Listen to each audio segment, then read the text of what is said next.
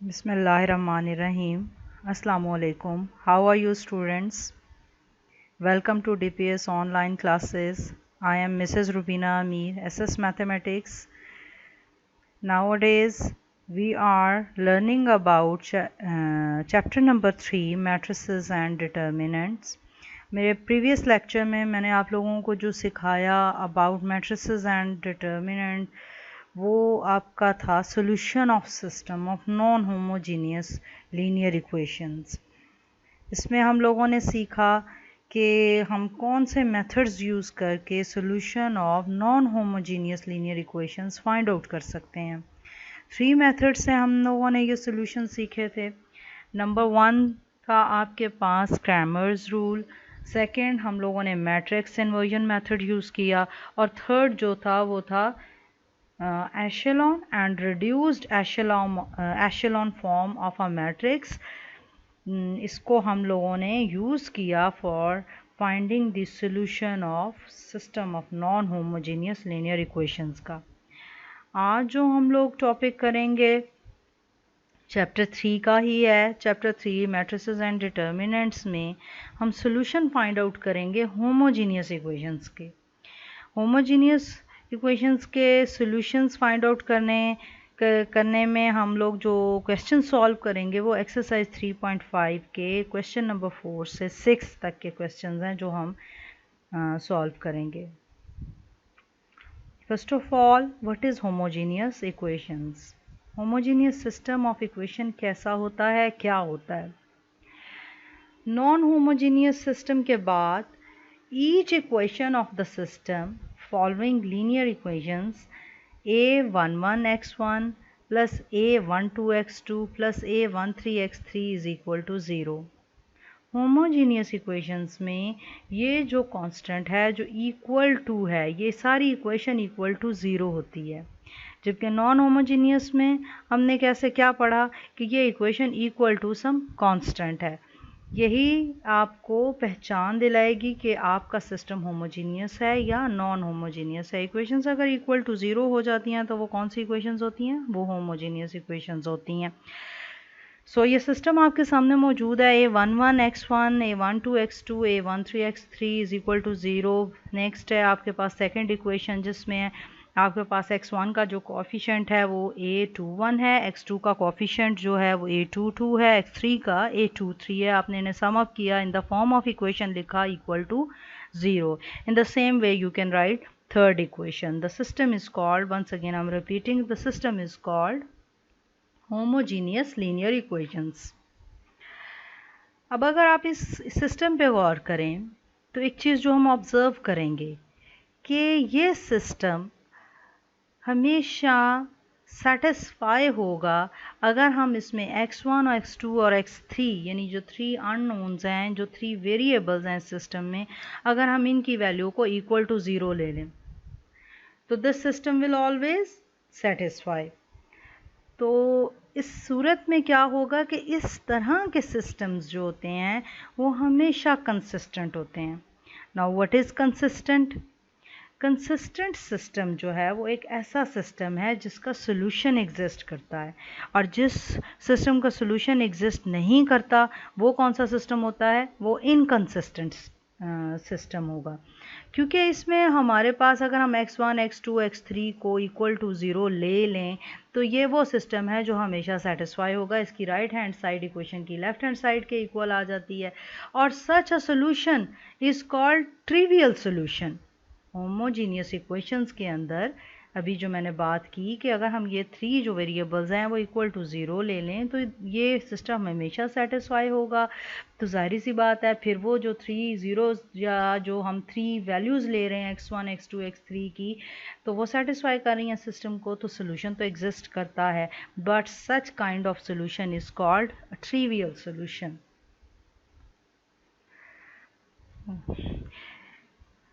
So this system is always satisfied by x1 is equal to 0, x2 is equal to 0 and x3 is equal to 0. So such a system is always consistent. The solution 0 0 0 of above homogeneous linear equation is called trivial solution. Order triple में तीनों values हमारे पास 0 हैं. This is called a trivial solution. Any other solution of above system other than the trivial solution is called non-trivial solution. In solutions के अलावा अगर कोई और solution system का एग्जिस्ट करता है तो वो फिर कौन सा होता है, वो नॉन ट्रिवियल सॉल्यूशन होगा. The above system can be written as AX is equal to O. O is a null matrix. A is a matrix of coefficients. While X हमारे पास क्या होता है, ये हमारे पास होता है matrix of variables. ये हमारे पास मैट्रिक्स फॉर्म है अबव सिस्टम की. In this case the system of homogeneous equations possesses only the trivial solution.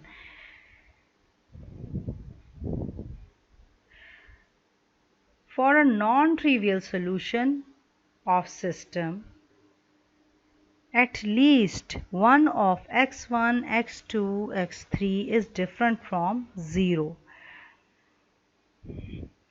यहाँ पे हमारे पास जो सिस्टम है अबव, ये जो सिस्टम है इसमें x1, x2, x3 ये सब के सब जो हैं वो हमारे पास 0 हैं.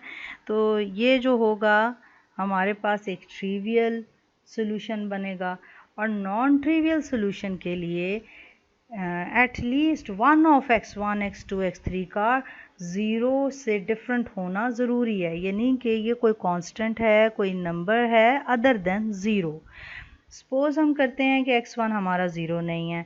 इन दिस फॉर्म चूँकि हमारा सिस्टम तो ax is equal to o है, मीन्स के हमारे पास determinant of a into x1 will always be equal to 0. अगर यहाँ हमारे पास फिर x1 0 नहीं है, x1 कोई नंबर है अदर देन 0, इट मीन्स के फिर a हमारे पास डिटर्मिनेंट ऑफ a जो है वो हमारे पास 0 है.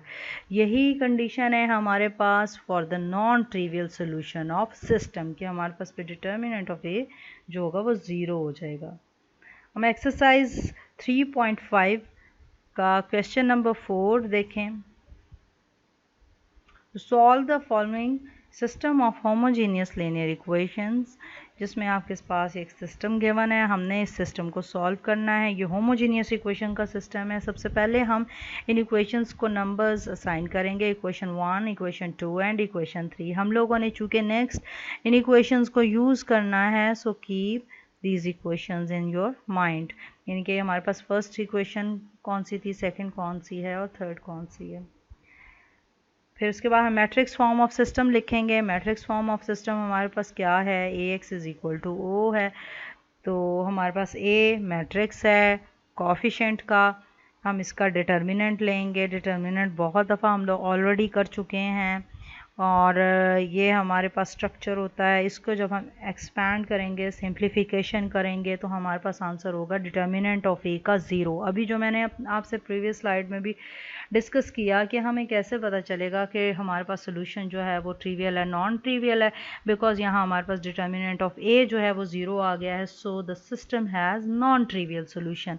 नॉन ट्रिवियल सोल्यूशन के लिए अपना एक मेथड है इस सिस्टम को सॉल्व करने का. हम इक्वेशंस जो हम लोगों ने 1, 2, 3 इक्वेशंस के नेम दिए, हम इन्हें सॉल्व करेंगे. सबसे पहले हम इक्वेशन नंबर 1 को 2 से मल्टीप्लाई करेंगे और फिर सब्ट्रैक्ट करेंगे हम इक्वेशन 2 को इसमें से. तो हमारे पास कुछ ये कंडीशंस हमारे सामने आएंगी. यानी जब हम इन दोनों इक्वेशंस का डिफरेंस लेंगे अप्लाइंग जो हमें मल्टीप्लिकेशंस और जो ऑपरेशंस गिवन है, तो हमारे पास जो इक्वेशन फाइनली हम गेन करेंगे वो है 3y minus 9z. It means कि y की value in the form of z क्या बनती है, 3z. आप 9z को 3 से डिवाइड करें तो y is equal to 3z. Second जो हम ऑपरेशन लगाएंगे उसमें multiply equation 2 by 2 and then subtract it from equation 1. हम इक्वेशन 2 को 2 से मल्टीप्लाई करेंगे और उसके बाद इक्वेशन 1 में से अपनी इक्वेशन 2 को भी माइनस कर लेंगे. यहाँ से अगर हम जो आपको सामने नज़र आ रहा है, अपने फर्स्ट इक्वेशन में से सेकंड इक्वेशन को 2 से मल्टीप्लाई करके जब माइनस किया तो आपके पास रिजल्ट आया x is equal to -4z. ये एक्चुअली मेथड है for the non trivial solution. Means हमारे पास जो इक्वेशंस हैं, हमने उन्हें फर्स्ट इक्वेशन और सेकंड इक्वेशन को इस तरह सॉल्व किया कि हमारे पास जो वेरिएबल y आया वो भी इन द फॉर्म ऑफ z हमने ले लिया, जो वेरिएबल x है वो भी हमने इन द फॉर्म ऑफ z ले लिया। अब हम अपनी यही वैल्यूज़ उठा के जो थर्ड एक हमारे पास इक्वेशन बच गई थी, हम उसमें इन वैल्यूज़ को डालेंगे। तो फिर हमारे पास क्या चीज़ आती है, put these values in equation 3। हमारे पास है इक्वेशन 3, ये सामने आपके 5x + 4y + 8z। इसमें हम x की वैल्यू -4z यूज़ करेंगे, y की वैल्यू 3z यूज़ करते हैं। तो बाय सिंप्लीफाइंग इन स्टेप्स को हमारे पास जो फाइनल आंसर आता है 0 = 0। मीन्स टू से इक्वेशन नंबर 3 को x और y की वैल्यू ने सेटिस्फाई किया है। जब ये इस स्टेप पे आके सेटिस्फाई हो जाती हैं तो नेक्स्ट हम लोगों ने इसमें जो हमारे पास थर्ड वेरिएबल z है उसको सपोज कर लेना है एनी रियल नंबर। यहाँ पे मैंने जो लिया वो t ले लिया, आप कोई भी उसको सपोज कर लें नंबर, कोई भी रियल नंबर ले सकते हैं। जब हम z के लिए सपोजिशन करेंगे कि this is equal to t, तो फिर क्या चेंज आएगा, which shows that the system is satisfied by x is equal to -4t। यानी आप z की जगह उसकी वैल्यू यूज़ करें t, तो x is equal to -4t, y is equal to in the same way 3t and z is equal to z is equal to t for any real value of t। Thus the system has infinitely many solution। अब जैसे जैसे, क्योंकि ये t जो है वो कोई भी रियल नंबर है, तो t जो है वो फाइनाइट वैल्यू तो नहीं कंटेन करेगा, t की कोई भी वैल्यूज़ हो सकती हैं। सो t चूँकि इनफाइनाइट वैल्यूज़ ले सकता है, सो इस पूरे जो सिस्टम है इसके सॉल्यूशंस भी इनफिनिट ही होंगे। Now we will see question number 5। Question number 5 में हमने क्या करना है, find the value of lambda for which the following system has a non trivial solution. Also solve the system for the value of lambda. सबसे पहली बात कि जो सिस्टम हमें गिवन है, हमने इस सिस्टम में से लैम्डा की वैल्यू फाइंड आउट करनी है विद द कंडीशन, जो हमें गिवन है कंडीशन कि system has a non trivial solution. अभी जो मैंने आप लोगों से प्रीवियसली डिस्कस किया वो क्या था कि किसी भी सिस्टम का सॉल्यूशन नॉन ट्रिवियल हो जाए तो क्या कंडीशन होती है वहाँ पे, या हम क्या उसमें से डिड्यूस कर सकते हैं जब हमें ये गिवन है कि the system has a non trivial solution.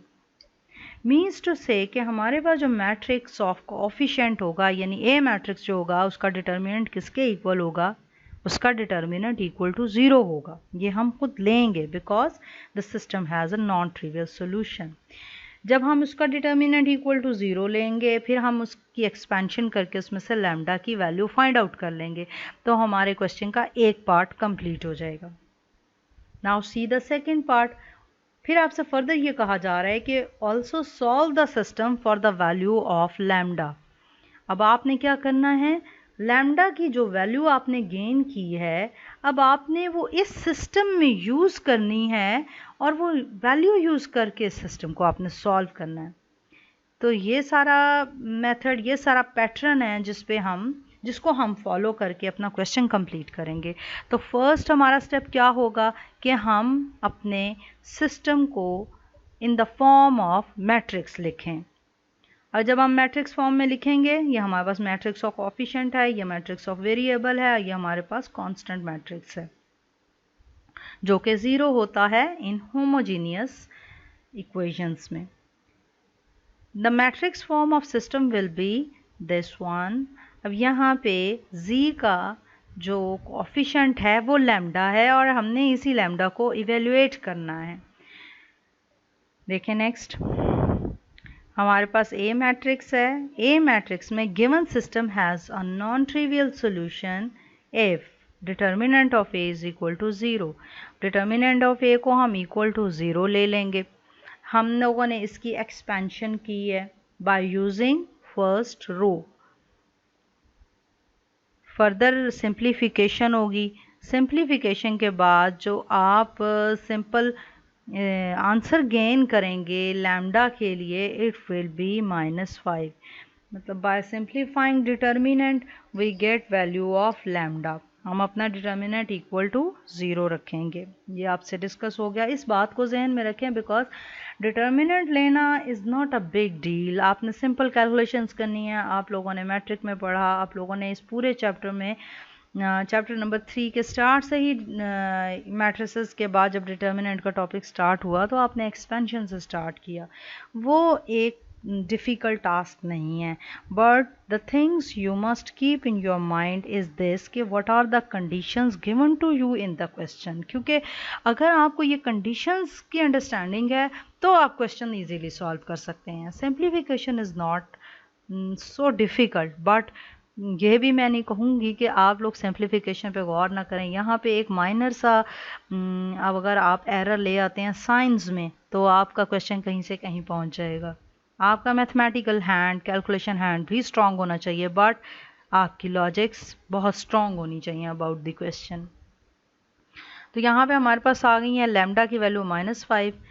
हम लोगों ने -5 को फर्दर अपने सिस्टम में यूज़ करना है। मैंने आपको सेकंड इक्वेशन में दिखाया था कि वहाँ पे आप लोगों के पास ये जो z का कोएफिशिएंट था ये आपके पास था माइनस लैम्डा। तो माइनस लैम्डा, चूँकि लैम्डा की वैल्यू -5 है, so it will become +5z।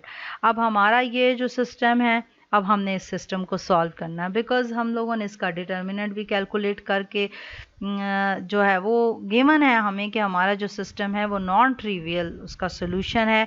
सो अब हम जो प्रीवियस क्वेश्चन में जो मेथड यूज़ किया हम लोगों ने नॉन ट्रिवियल सोल्यूशन के लिए, हम अपना वही मेथड यूज़ करेंगे। क्या मेथड था? इक्वेशन नंबर 1 और इक्वेशन नंबर 2 हमने इनको सॉल्व करना है। हमने इनको आपस में इस तरह सॉल्व करना है कि हम इनमें से वेरिएबल्स x और y को इन द फॉर्म ऑफ z लिखेंगे। जब हम अपने वेरिएबल्स को इन द फॉर्म ऑफ z लिखेंगे, फिर हम जो है वो वैल्यूज़ को थर्ड इक्वेशन में डालेंगे। हमारी वैल्यूज़ अगर सेटिस्फाई होती हैं तो अकॉर्डिंग टू दैट हम प्रोसीजर को कंटिन्यू करेंगे।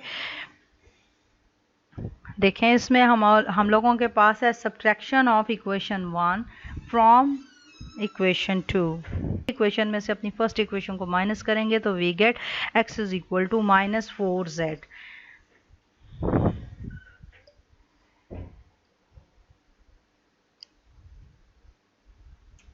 सेकंड क्या होगा? मल्टीप्लाई करेंगे equation 1/2 and subtract it from equation 2। अब हम इक्वेशन नंबर 1 को 2 से मल्टीप्लाई करेंगे and subtract it from equation number 2। 1 को 2 से मल्टीप्लाई किया, उसको माइनस किया, तो रिमेनिंग आपके पास y की वैल्यू आई है, वो आई है 3z। By applying these operations हमारे पास वैल्यूज़ आ चुकी हैं। हमने यही वैल्यूज़ उठा के सब्स्टिट्यूट करनी है इक्वेशन नंबर 3 के अंदर। हम इसमें ऑब्जर्व करें तो वंस अगेन ये आंसर्स जो हैं वो सेटिस्फाई हुए हैं। अगर ये वैल्यूज़ हमारे पास सेटिस्फाई होती हैं तो हम इसमें क्या कहेंगे? This shows that equation 1, 2, 3 are satisfied by, तो z को हम t सपोज कर लेंगे, t is any real number.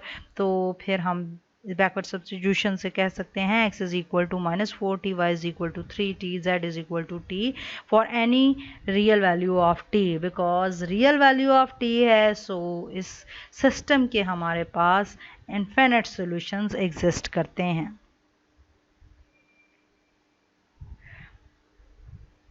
Question number 6 जो हमारा आज का कंटेंट है, जो आज हम लोगों ने करना था एक्सरसाइज 3.5 का, वो क्या क्वेश्चन है? वो है find the value of lambda for which the following system does not possesses a unique solution. Value of lambda हमने फाइंड आउट करना है। कंडीशन हमें जो दी है वो ये कि हमारा सिस्टम जो है उसका यूनिक सॉल्यूशन एग्जिस्ट नहीं करता, पहली बात। जो हमने यूज़ करनी है to find out lambda. Secondly, also solve the system for the value of lambda.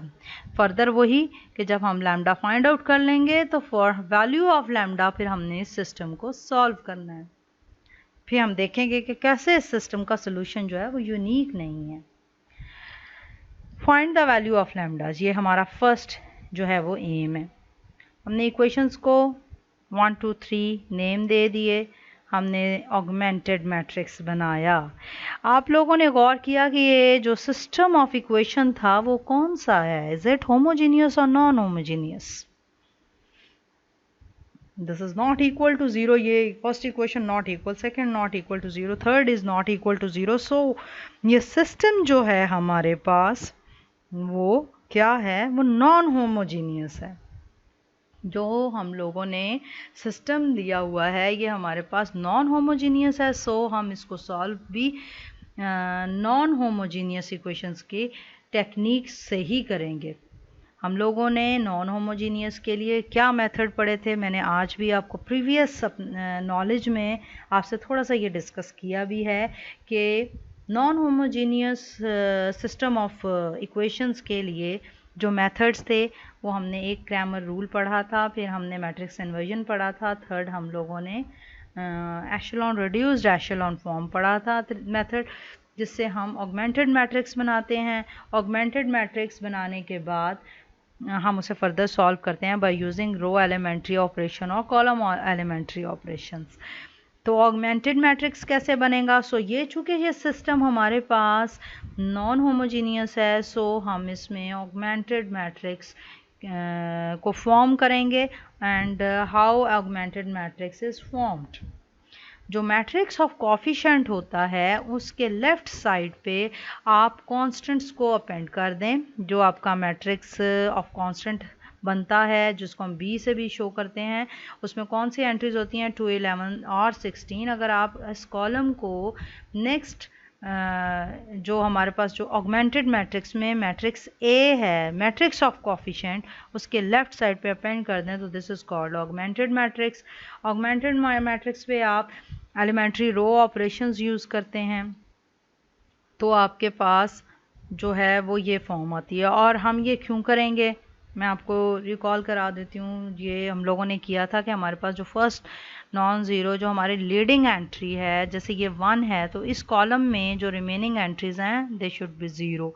तो इनको ज़ीरो करने के लिए जो ऑपरेशंस हम कर रहे हैं वो कर रहे हैं R2 - 2R1 और R3 - 3R1।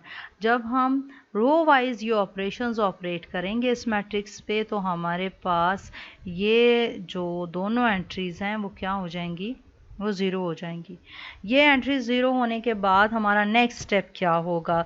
We have to make second row and second column की जो एंट्री है we have to make it 1। हमें अपने सेकेंड रो सेकेंड कॉलम में जो एंट्री A22 है we have to make it 1, जो कि हमारे पास -7 है। -7 से 1 बनाने के लिए हमें क्या करना पड़ेगा? हमें -1/7 से R2 को हमें मल्टीप्लाई करना पड़ेगा। सो हम R2 को -1/7 से हम R2 को मल्टीप्लाई करते हैं तो हमारे पास जो है वो ये रिज़ल्ट आपके सामने है बाय सिंप्लीफाइंग। जब ये 1 हो गया तो what is the next procedure? Next ये होगा कि अब जो -10 है इट शुड बी 0। तो -10 कैसे 0 होगा? By operating by using this row operation R3 + 10R2। जब आप ये ऑपरेशन लगाएंगे इसके ऊपर, ये एलिमेंट्री रो ऑपरेशंस बहुत डिटेल के साथ आप लोगों ने सीखे हैं। होप सो आपने इनकी बहुत सारी प्रैक्टिस भी की होगी। विदाउट प्रैक्टिस ये आपको क्लियर नहीं होगी ये चीज़। एंट्री है वो 0 हो चुकी है, लेकिन इसके साथ जो चेंज है वो ये आ चुका है कि हमारे पास थर्ड रो की जो लास्ट एंट्री है यानी वो नंबर जो A33 पोजीशन पे है वो है -6/7 -1/7 लैम्डा। ये चीज़ यहाँ पे ये बहुत इम्पॉर्टेंट स्टेप है कि अब हमें गिवन ये था कि हमारे इस सिस्टम का सॉल्यूशन यूनिक नहीं है, ये एक non homogeneous system of equation है। ये सिस्टम ऑफ इक्वेशन अगर नॉन होमोजीनियस है, सोल्यूशन इसका यूनिक नहीं है, तो क्या चीज़ समझ आ रही है कि इस वैल्यू को क्या होना चाहिए? इस वैल्यू को 0 होना चाहिए अकॉर्डिंग टू कंडीशन। ये अगर नंबर हमारे पास 0 हो जाता है तो इसका मतलब ये पूरे की पूरी रो 0 हो जाएगी। जब ये पूरी रो 0 हो जाती है तो आपको पता है कि आप लोगों ने जो प्रीवियस लेक्चर में रैंक पढ़ा था, रैंक क्या था? नंबर ऑफ नॉन ज़ीरो रोज थी, रिड्यूस्ड एशेलॉन और एशेलॉन फॉर्म। रिड्यूस्ड एशेलॉन फॉर्म में नंबर ऑफ नॉन ज़ीरो रोज, अगर ये आपके पास नंबर जो है वो 0 हो जाता है तो फिर आपका रैंक ऑफ मैट्रिक्स इस क्वेश्चन में बनता है 2, जो कि लेस है नंबर ऑफ वेरिएबल्स है जो कि हैं 3। हमारे पास 3 वेरिएबल्स हैं और हमारे पास रैंक जो है वो 2 है। जब rank variables number of variables से लेस आ जाता है तो उस सिस्टम का सोल्यूशन फिर यूनिक नहीं रहता। तो फॉर जो है वो फॉर बाय द कंडीशन जो गिवन है कि system does not possess a unique solution, so we will say that कि हमारे पास ये जो लास्ट वाली एंट्री है it is equal to 0। System does not possess a unique solution if 6/7 minus 1/7 lambda is equal to 0। यहाँ से हमारे पास जो लैम्डा की वैल्यू आती है वो 6 आती है। अब हम लोगों ने एक जो स्टेप था वो कंप्लीट किया, हम लोगों ने 6 जो है वो वैल्यू फाइंड आउट की है। अब ये 6 वैल्यू हम एशेलॉन मैट्रिक्स में पुट करेंगे और इसको फिर फर्दर सॉल्व करेंगे, और ये वही प्रोसेस होगा जो प्रीवियस लेक्चर में आप लोग कर चुके हैं कि हमारा क्या एम होगा कि जो हम लोगों ने 1 के जो बिलो एंट्री थी वो तो 0 थी, हम लोगों ने जो अबव एंट्रीज़ हैं 1 से अबव है उसको भी आप 0 करें और उसको भी इस फॉर्म में लिखने के बाद ये इक्विवेलेंट सिस्टम ऑफ इक्वेशन बना लें। लास्ट की पूरी रो, लास्ट वाली पूरी रो जो है वो चूँकि आपके पास 0 है, सो फर्स्ट रो में से आप गेन करते हैं x1 minus 2x3 is equal to 6। Second equation से आप गेन करेंगे x2 plus 2x3 is equal to -1। तो यहाँ से आप x1 को इन द फॉर्म ऑफ x3 लिखें, x2 को इन द फॉर्म ऑफ x3 लिखें और x3 को कोई भी आर्बिट्रेरी नंबर जो है असाइन कर दें। तो फिर आपके पास जो जो वैल्यूज़ आप x3 को देते जाएंगे उसके अकॉर्डिंग x1 और x2 आप गेन करते जाएंगे। As x3 is arbitrary so we can find infinitely many values of, as x3 is arbitrary so we can find infinitely many values of x1 and x2। so ये जो हमारे पास system given था इसका unique solution नहीं होगा। ये देखें 10 x1 जो है, अगर हम सपोज करते हैं कि x3 जो है वो t है तो फिर x1 क्या होगा 6 + 2t और x2 क्या होगा -1 - 2t। Thus the system has infinitely many solutions। अब आपके पास ये असाइनमेंट है जो आप लोगों ने सॉल्व करने हैं। Try to do your questions by yourself। exercise 3.5 remaining parts of question number 4 and 5 and thank you so much।